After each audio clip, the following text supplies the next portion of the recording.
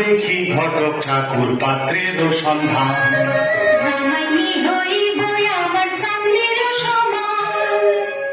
গুণের পাত্র বাখান ভরা চাই কুড়ি ধেনু, মিঠা সুরে বাজায় পাত্র সোনা গটিবে।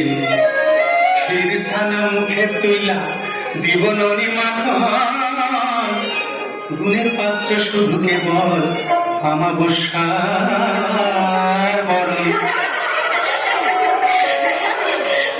রাজি নদীর তীরে আছে পায়ের দুয়ারি ঘর।